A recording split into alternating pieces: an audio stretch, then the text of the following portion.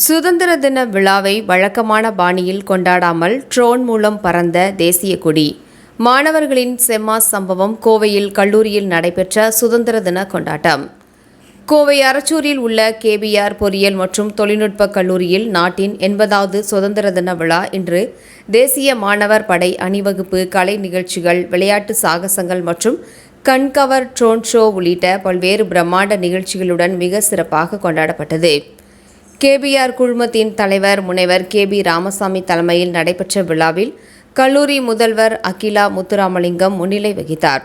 சிறப்பு விருந்தினராக அவினாசி லிங்கம் மனையியல் மற்றும் மகளிர் உயர்கல்வி நிறுவனத்தின் முன்னாள் வேந்தரும் வாழ்நாள் அறக்கட்டளை உறுப்பினருமான முனைவர் குழந்தைவேல் பங்கேற்று தேசிய கொடியை ஏற்றி வைத்தார்.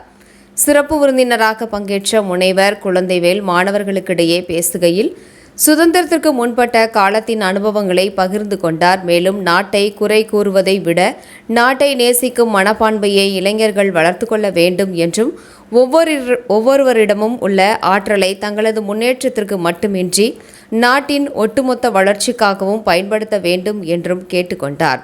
தொடர்ந்து பேசிய கேபிஆர் குழுமத்தின் தலைவர் டாக்டர் கேபி ராமசாமி, எதிர்கால இந்தியாவின் வளர்ச்சி ஆசிரியர்கள் மற்றும் இளைஞர்களின் கைகளில்தான் உள்ளது என்று குறிப்பிட்டதுடன், எதனால் கலப்பு பொருள், எரிபொருள் மற்றும் மின்சார வாகனங்களின் பயன்பாட்டை அதிகரிப்பதன் மூலம் கச்சா எண்ணெய் மீதான சார்பை குறைத்து எரிசக்தி துறையில் இந்தியா தன்னிறைவு பெற முடியும் என்றார்.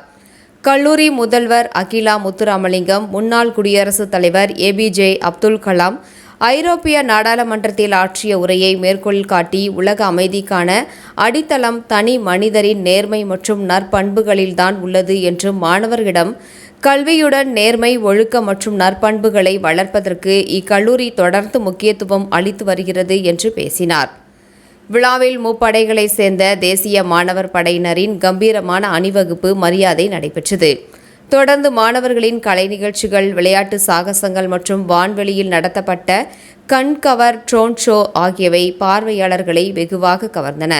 நிறைவாக கல்வி, விளையாட்டு, ஆராய்ச்சி, புதுமை மற்றும் நிறுவன வளர்ச்சி உள்ளிட்ட பல்வேறு துறைகளில் சிறந்து விளங்கிய மற்றும் குறிப்பிடத்தக்க பங்களிப்பை வழங்கிய மாணவர்கள் மற்றும் பேராசிரியர்களுக்கு சிறப்பு விருதுகள் வழங்கி கௌரவிக்கப்பட்டது.